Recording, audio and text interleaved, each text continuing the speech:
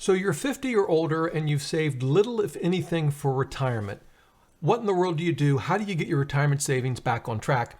That's the topic we're going to cover in today's video. Hey everybody, my name is Rob Berger.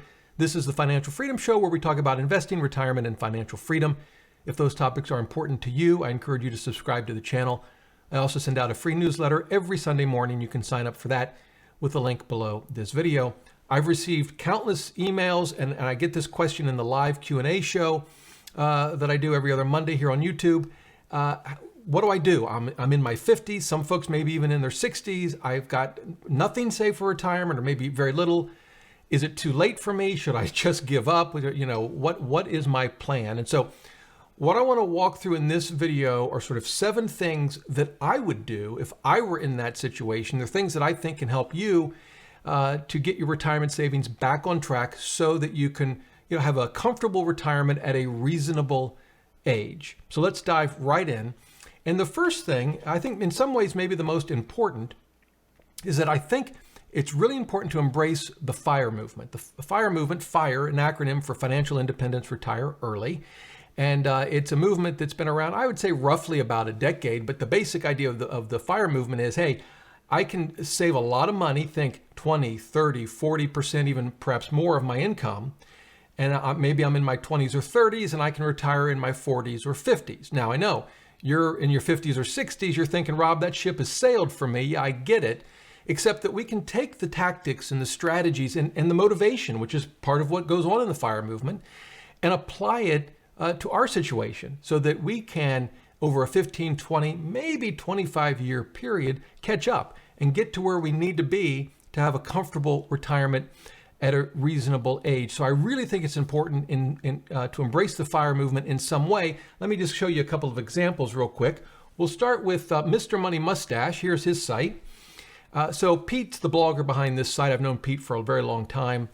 He retired in his 30s. He has great articles on this site that I think perhaps more than anything else are inspirational and motivational, but also include some good strategies and tactics. There's also a forum on his site that I recommend. And then there are a number of places on Reddit that deal with FIRE or financial independence. The one I'm showing you is Financial Independence, and it's got just under 2 million members. So this is a very active forum. Again, there are others, but it's an example of how you can get tied in. Now, you keep in mind, there are going to be 20 and 30-year-olds on here complaining about work and saying, I can't wait to retire when I'm 37. You can't let that get to you. You've got to take the strategies, the tactics, the willpower, the motivation that you'll learn from these forums and from folks that are active in them and apply it to your situation. The only other thing I'll mention, I'll make maybe a quick pitch for my own book, Retire Before Mom and Dad. I really didn't write this as a FIRE movement book. It was really more of a do smart things with your money book. At least that was my goal. But the tactics we're going to talk about, many of the tactics and strategies you'll see on those forums, I write about in my book, so that might be of use to you as well. So that's the first thing. Embrace the FIRE movement. We can apply it to folks getting a late start in retirement savings. Now, as we move on down the line to other ideas, the first thing that comes to mind is that we've got to what? We've got to reduce our spending as much as we can to increase our savings. We want to get that savings rate as high as we possibly can. Well, that's all fine and well, but how do we do it? And that brings me to the second thing I want to share with you, and that's, I just call it Think Big. I think it's really important to start with the big expenditures in our life. Yes, there's the latte factor, but let's start big. And for most of us, I think it's housing and transportation. Those are 2 of the biggest expenses. I'm putting debt aside for a moment. We'll circle back to debt in a minute. Those are the 2 biggest expenses, I think, certainly for us, and I think for a lot of people. And we really need to spend some time examining those expenses and figuring out how we can reduce those costs. And I really think it's important to think outside the box just for a moment. Just, put aside all of the limitations and start asking big questions. What if we downsize now? What if we move to a different house? What if we move to a lower cost of living area? We have 2 cars. What if we get rid of one? We have 1 car. What if we get rid of that car? These sort of big questions that, if you're like me anyway, you're probably going to have a sort of a knee-jerk reaction like, well, I can't do that. I'm not going to move, and I need 2 cars. But think through, okay, wait a minute. What would be the consequences? Could we live with just 1 car? My wife and I actually did that, and neither one of us were convinced that it would work out well. But I got rid of my car years ago, and we lived for years with just one car, and we're both surprised at how easy it was, and it saved us a truckload of money. Now, again, every situation is different. Maybe you can't get rid of a car, but we can think of other things. Maybe you can replace a more expensive car with a less expensive car. Maybe it's as simple as just figuring out a way to get your car insurance for less money. Maybe you can't move right now, but you could put sort of the downsizing into the plan so that at some point maybe you move to either a smaller home, lower cost of living area as part of the retirement. This gives you the potential to save big money.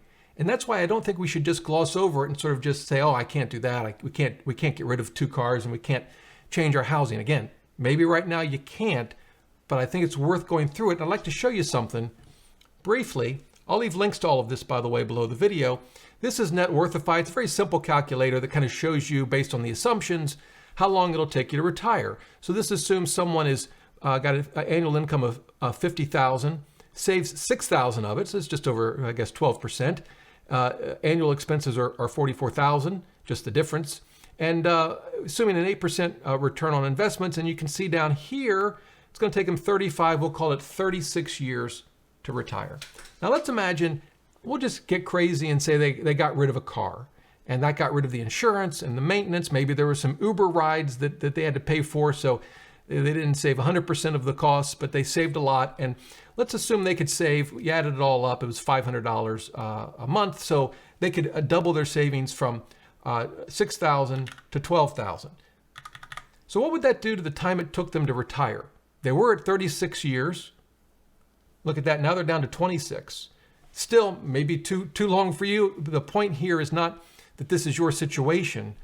The point to make is we need to think about the money we can save in terms of the years it will take us to retire.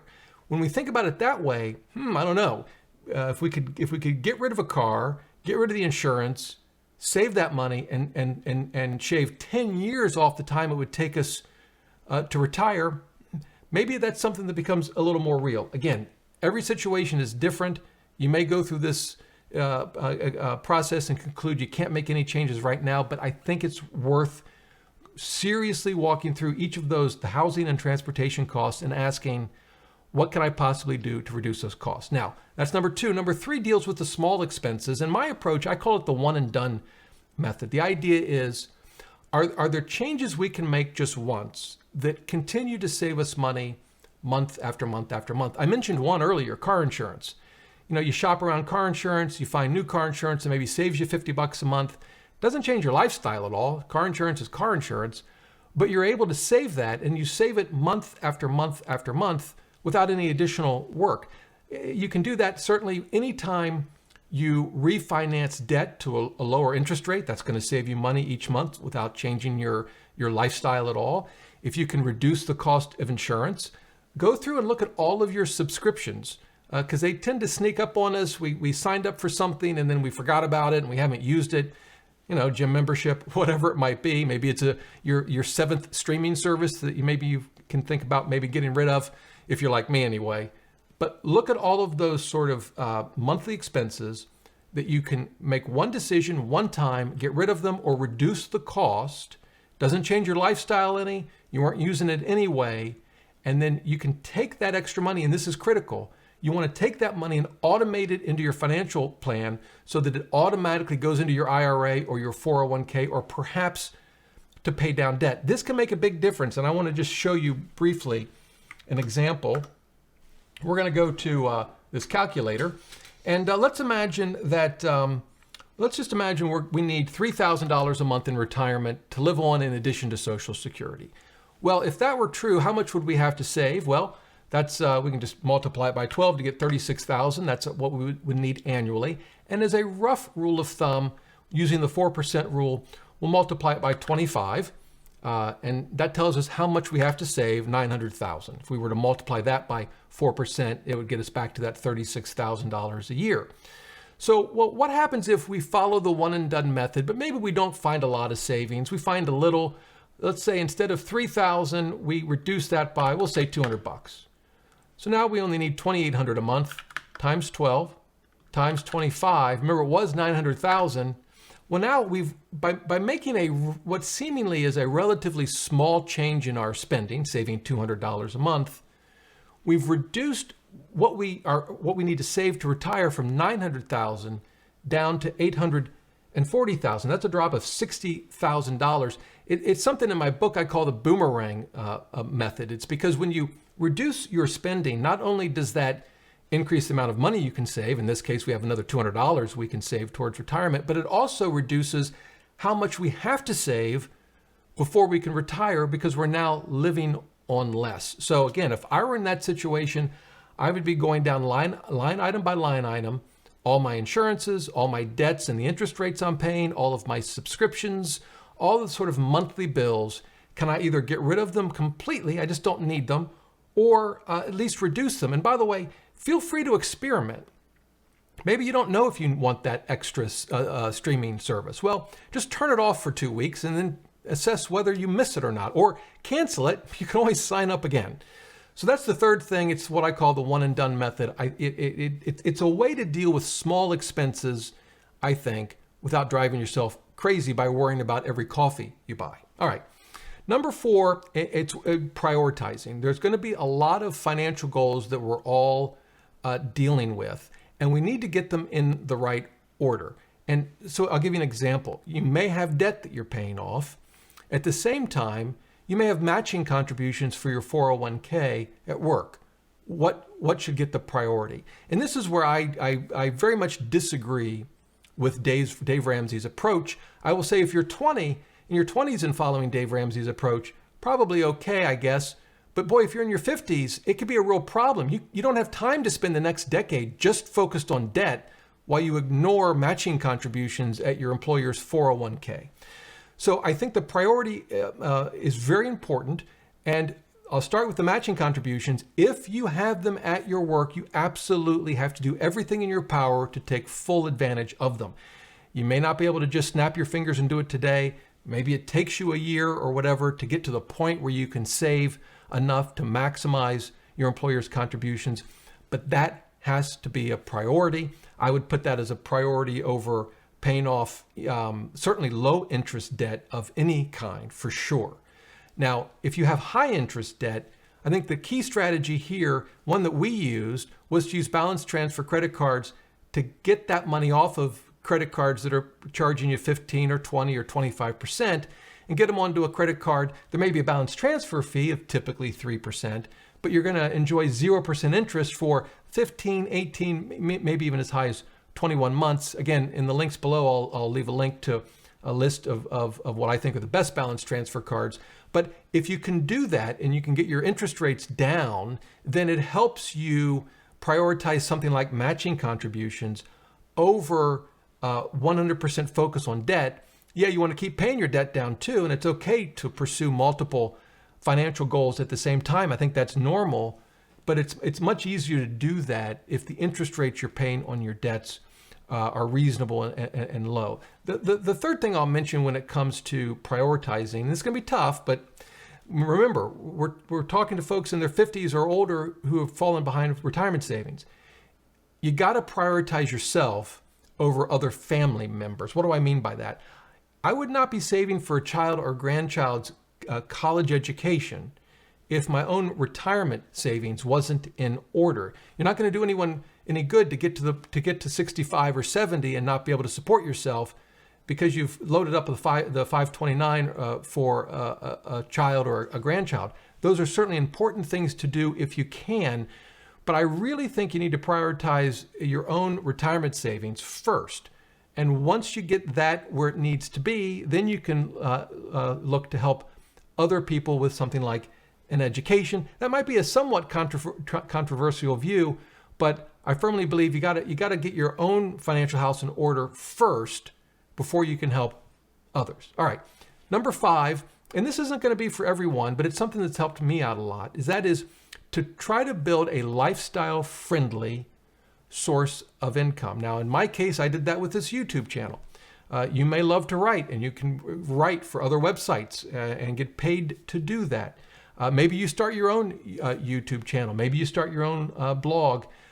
Maybe you're in a business where you can do some consulting on the side and you really enjoy it. the point is, whatever it might be, if you can find a way to earn some side income, particularly as you then transition into retirement, even if it's a relatively small amount of money, it can go a long way in helping you retire on time. Again, we can just go to the calculator. I can give you an example. Let's imagine you need $5,000 a month. That's $60,000 a year times 25. That's $1.5 million. But let's now imagine you find a lifestyle-friendly way to make not even a lot of money. Let's just say $1,000 a month. That reduces what you need from your investments to $4,000. That's $48,000 a year times 25. We've just taken that $1.5 million number we were trying to hit down to $1.2 million, all because we earned an extra $1,000 a month doing some sort of side hustle or source of income, doing something that we really enjoy. And here's the thing. It's not the kind of thing that I would wait until I retired to start thinking about. If you're in your 50s or 60s now, you've got 10 years before retirement, 15 or 20, I think now is a good time to actually start thinking about it and what that might be, and perhaps even starting to build that side income. If nothing else, it can help you save even more money now as you prepare for retirement and help you pay down any debt that you have faster as well. Again, I understand that's not going to be for everyone, but I think it can be a huge benefit to trying to make up for lost time when it comes to retirement savings. Now, number 6, stay positive. This can be tricky. I talk to a lot of people and they can really get down on themselves. They hate the fact they didn't save more in their 20s or 30s, and maybe they have friends and family that they feel are doing better than they are. And they get on, you get on Facebook and you see someone else that's talking about some big vacation they're taking, and that's not you. It's very easy to let negativity build on itself.